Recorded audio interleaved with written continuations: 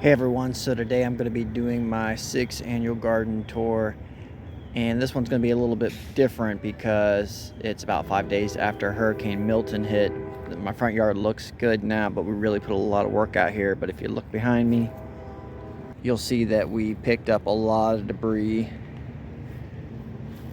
and there's a lot more in the backyard, but got a lot of cleanup done. Thought it'd be beneficial for people to see the impact of a hurricane on your food forest.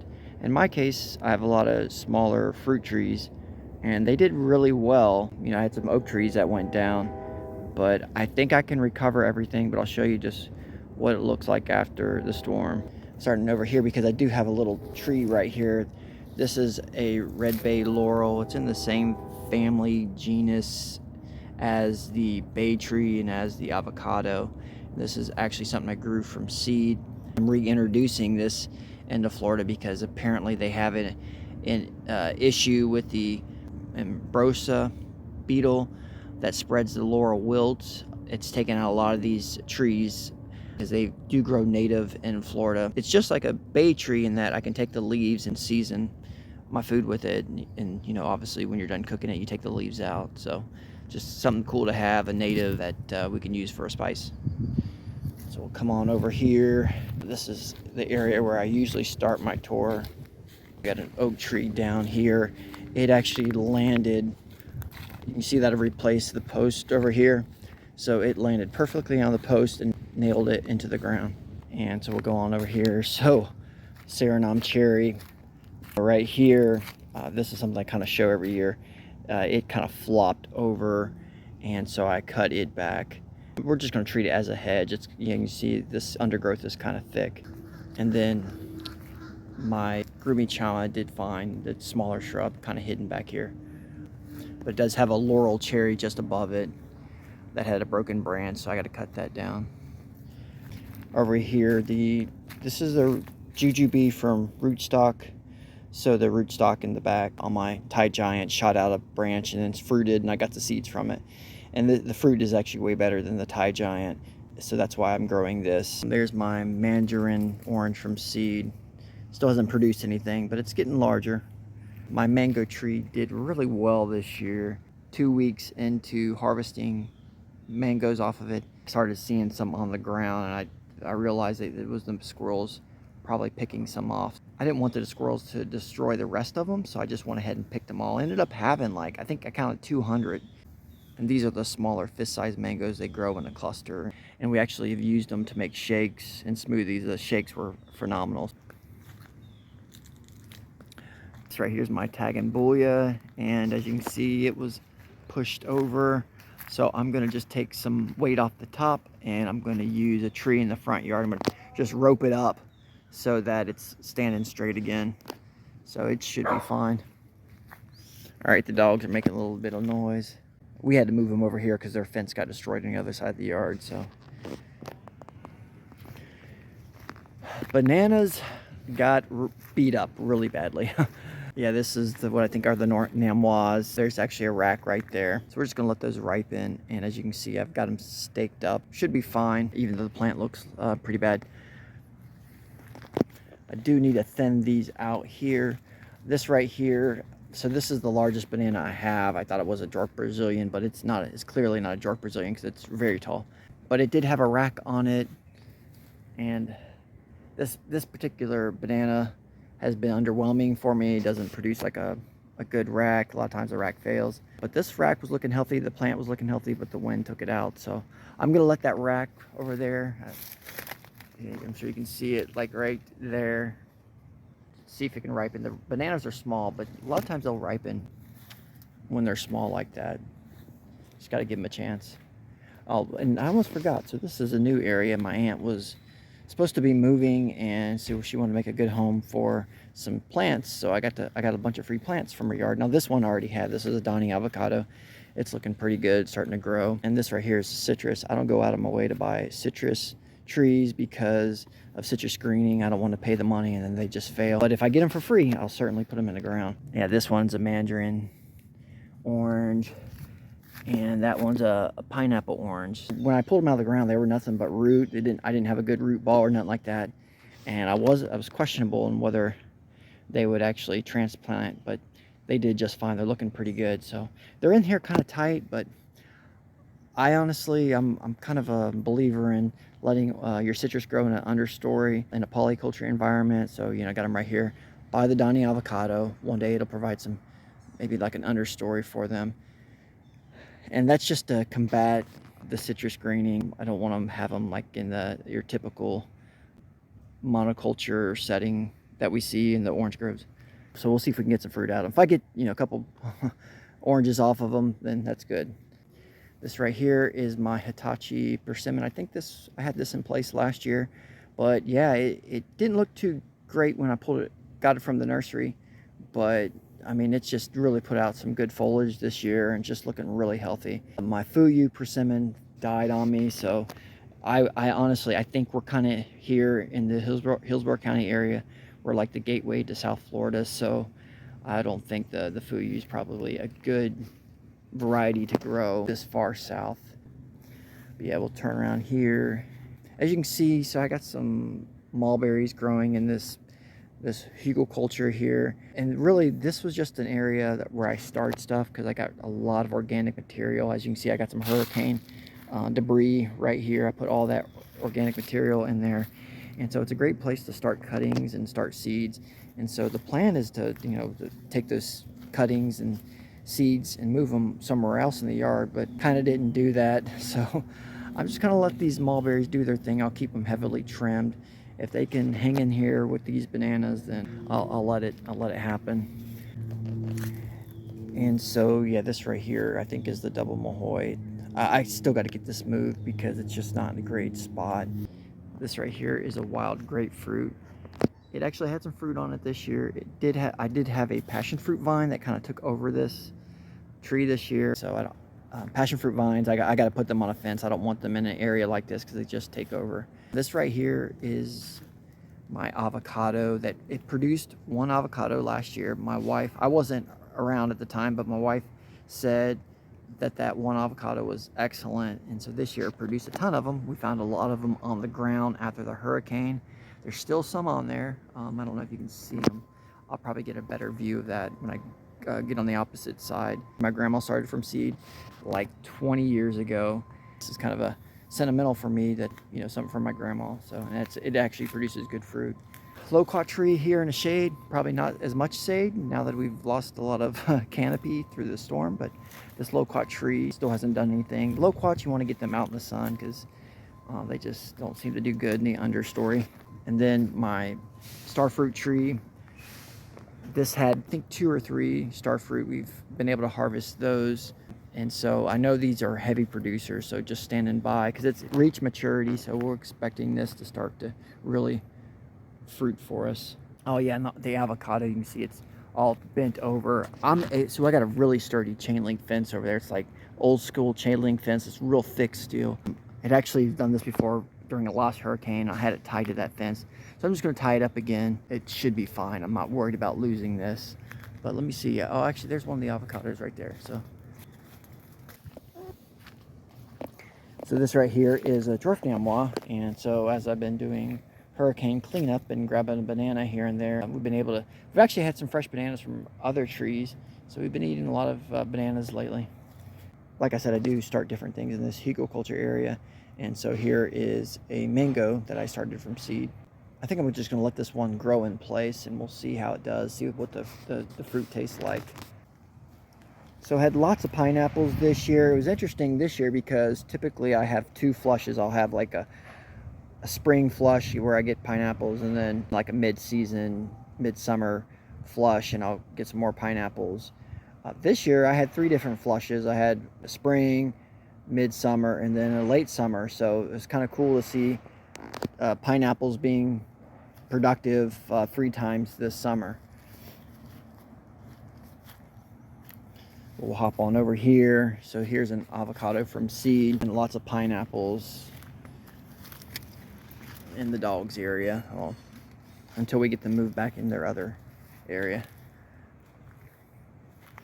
And then here is a mango from seed. I planted it in these philodendrons a long time ago with the strategy of using the philodendrons to keep it from getting freeze damage. And it took a really long time for it to grow because of all the shade, but once I started cutting the leaves back, this thing finally broke through the philodendron canopy.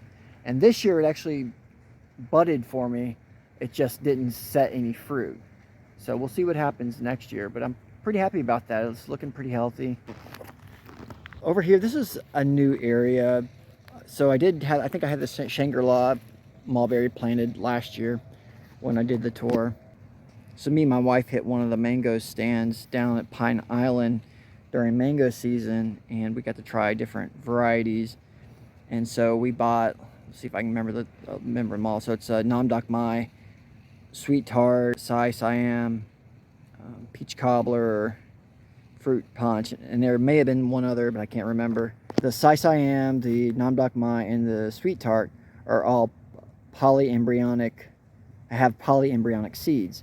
And so that means the seeds will produce multiple little sprouts, and I think it's the larger ones are a clone of the parent. So we started the seeds from those fruit, and so in here I do have a polyembryonic clone of Nam Doc Mai, Sai Siam, Sweet Tart. I did go ahead and plant the seeds for the Fruit Punch and the Peach Cobbler. Those are monoembryonic, so those seeds won't be true to type, but I went ahead and just planted them in here as well. Interesting thing about this is there's lots of different mango variation within this little patch here, so I think it's kind of cool. And hopefully some of these are true to type, and then the other ones are going to be just, we'll see what happens. So over here is another mulberry tree. This is actually a graft onto a native red mulberry. So the native red mulberry here in Florida is an excellent mulberry. It's actually a downgrade, the fact that what I grafted to it. Really, it was just a fun experiment for me just to see if I can get one to graft. And because it was successful, because I had a hard time getting the graft to take, I went ahead and planted this. But yeah, the top part is supposed to be like a Pakistan, although it's just a subpar variety. The native red mulberry rootstock is actually a really good rootstock. So, but still, this Pakistan produces plenty of mulberries, so it's cool. I'm gonna keep it again because it was a success on my part to actually get a graft to work here.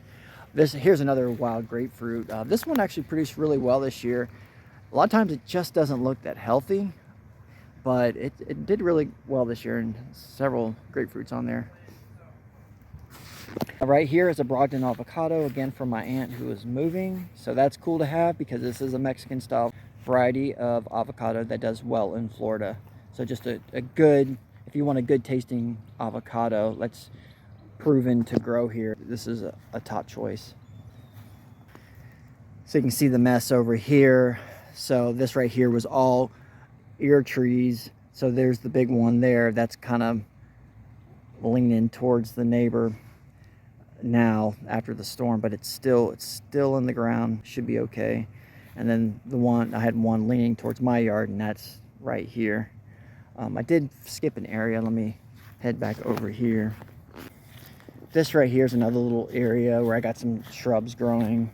Patanga tuba. This is a Sanford Jaboticaba. It's selected by Adam Stafford. I'm trying to get some ground cover growing here. This is, I think it's called oyster shell plant. This is citrus from seed. Can't remember what it is. Probably a lemon. White Jaboticaba. And then sugar apple there. And this is a citrus graft that I have going. I'm going to try to make that work. My Hayden avocado produced this year for me. I had like 25 mangoes on it. So when I ate the first fruit off of it, the mango was so good. It was close to a Sweet Tart. Sweet Tart's my favorite, and it was really good. I just didn't realize that Hayden's were that good. But after that, the fruit seemed to be almost over ripening in the middle around the seed. I don't know what condition that is. So like it was, the original fruit was good, but then after that, the remaining fruit seemed to be, it was edible, it was good, but it just wasn't the same. But I'll take you over here. So there's Beehive. So I've actually, this was like 30 foot up in the air. It's now on the ground.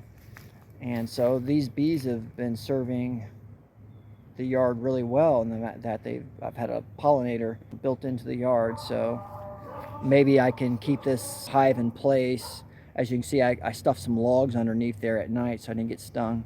Keep that hive there, and we'll see how that works out.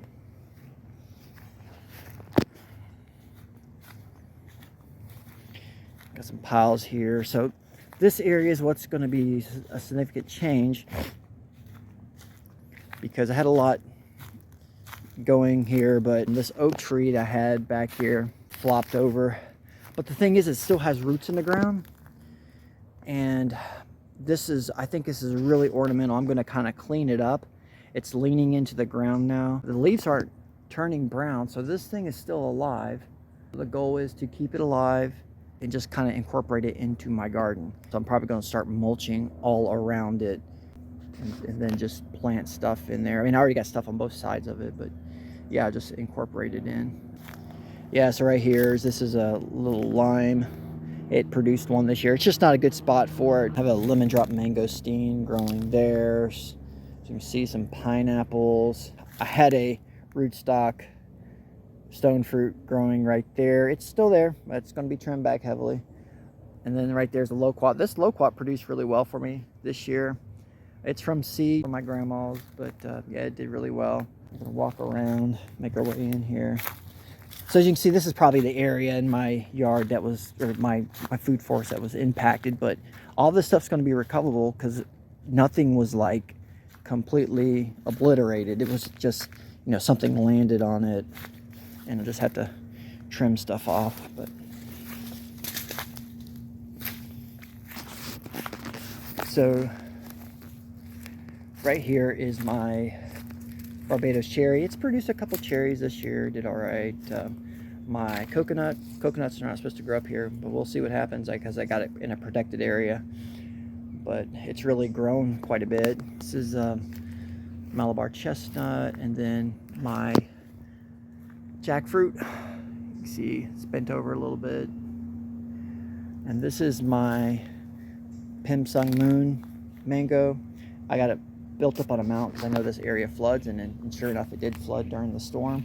This area down here is kind of low, and so I had water in there. I don't know if I still have water, but yeah, I built this up so that that mango tree wouldn't get flooded, and so it held up just fine.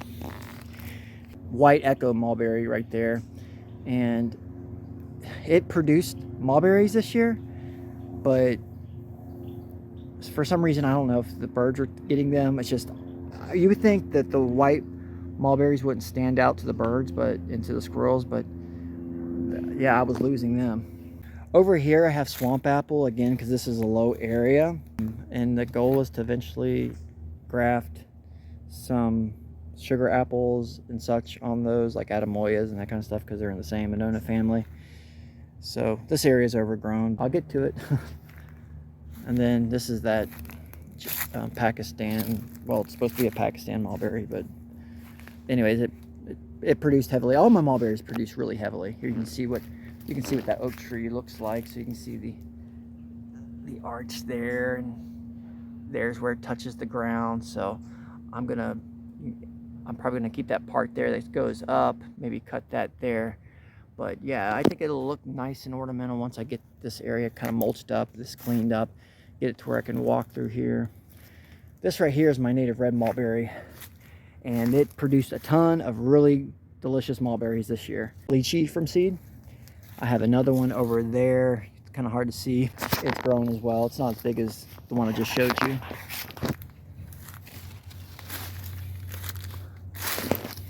Here is my jujube. It is covered with blooms, and so should do really well this year. It's just the storm knocked it down.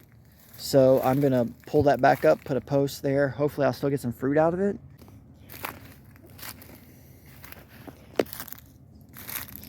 Then all my lemon drop mangosteens here. Kumquat. This is a Patanga tuba. I got my first Patanga tuba off of it. Wasn't really that great. It's kind of lemony. Now I'll definitely eat them as I get them in the future, but you know, it wasn't phenomenal tasting to me. This is a Regibotacaba lemon drop mangosteen. This right here is my Maryland mulberry. I call it the Maryland mulberry. It's another native red mulberry, but it's just from up north. I was able to grow this from seed. And there's a sugar apple there. There's the wild persimmon there. As you can see, my wild lemons are producing like crazy. Yeah, you can see right there where they're producing really well. This is my pomelo. Pomelo, I don't know if they just don't like this area, if this is not a good environment for them, but they seem to get really beat up. It's still growing. This is a tamarind. I'm probably going to move this because this is kind of a little shrubby area, and I didn't really know much about them. I put this in the ground here. It's finally starting to really grow, but apparently these will get larger. I don't want to overtake this area. The mulberry probably have to be moved as well because that's going to get larger. So something, this is, oh, there's some ginger growing. That's, I was able to harvest a significant amount of ginger last year. So that was cool. I did a video on that. And then this is a rainforest plum. And as you can see, it had damage, but that's not from Hurricane Milton. That actually, so I had a huge cassia tree growing right here, and it produced the most beautiful flowers, but it just really overtook this area and was really shading it out. And I knew I had to just cut it back because it had just gotten out of control. It had new growth, but oh yeah, it still does. So this right here, I guess, got hit by the hurricane. I'll let the new growth come back. I'll keep it controlled, but I'll completely stump it again if it tries to take over. So these are dwarf Cavendish bananas, and I had a banana flower right there, as you can see, but that failed. It got knocked over by the storm. Right here is my ever-bearing mulberry, and it produced really well during the spring when all the other mulberries produced. While they call it ever-bearing mulberry, you can see where it tries to want to produce during the summer. It just doesn't really work out. But now late summer, it's starting to produce. You can see there's a little mulberry right there. There's all kinds of mulberries, but there's one that's ripe. A Nepali cactus, that flopped over. I'm gonna just cut it back. Macadamia nut tree has not produced for me yet, but it's big and healthy and did not get damaged by the storm, so that's pretty cool. My Jamaican cherry flopped over, and I think it has some cherries on there. And then this papaya tree, you can see that papaya tree fell down. It has lots of papayas on it. It's still green. We might just let some of those ripen and then cut that completely down to the stump. So I'm gonna go over here. This is my Sabra Jaboticaba. If you're looking for a hedge that also produces something edible, I would consider Jaboticaba. See, I don't cut this back, and just look at how bushy it is. If a bunch of these were lined up, this would make a really good hedge. This is the back side of that oak tree. As you can see, it still has roots in the ground, it has a lot of them out. I'm gonna backfill a lot of this dirt right here and see how I can make this work, but I do wanna keep the tree alive. Now the unfortunate thing is that I had my dragon fruit that I grew from seed growing onto this stump right here that was cut off. So, and as you can see, because it was lifted into the air, it was pulled out by its roots. Now these are cactuses, so they'll give me some time. I'll have some time to get in here and try to figure out a way to recover them. I may have to just pull them off and put them back in the ground. But I will say that this one here produced a pink outer skin, white flesh dragon fruit for me this year. And it produced, I think, a total of 4 or 5 of them. So something I observed from this is that when you go to the store and you buy the white fleshed dragon fruit, it tastes very bland. It's not sweet at all. But this one, however, when you let it ripen all the way on the plant, it's nice and sweet, like a really good honeydew. So I think that's the issue with the white dragon fruit that you find at the store. It's just they have to pick it early. So I'd encourage you to grow your own dragon fruit, but just pick it fresh, because it was excellent. It was way better than what we've gotten from the store. So over here is another kind of hugel mount here. I think this is a blue Java or ice cream banana. Got beat up pretty bad. Over there is my dwarf Orinoco. And then this is a newer banana that for me, this is a Goldfinger. Might have to just prop that up because the leaves still look okay on it. There's an avocado from seed right there. I gotta prop it back up. They seem to be pretty floppy whenever a storm comes through, because this isn't the first time I've had to tie this thing up. There's another one from seed right there. And then there's another one.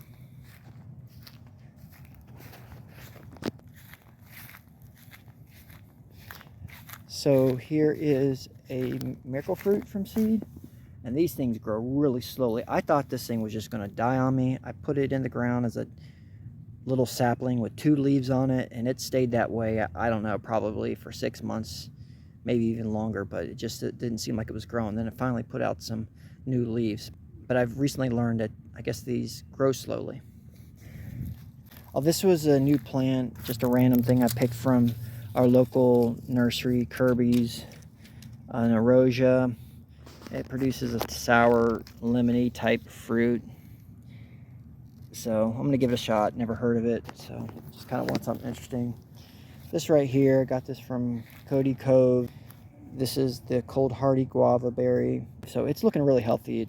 It's gone from a little teeny sapling to this plant here. So I think I'm good here with it. And then this is citrus from seed.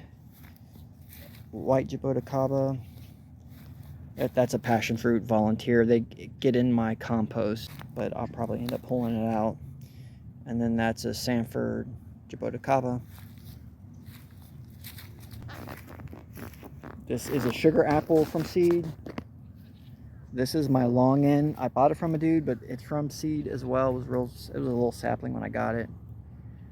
So, and this is another plant from my aunt. So this is a ruby red grapefruit.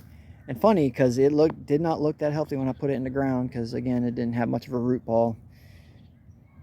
And it already put some fruit out, so pretty resilient. So you can see some fruit on it.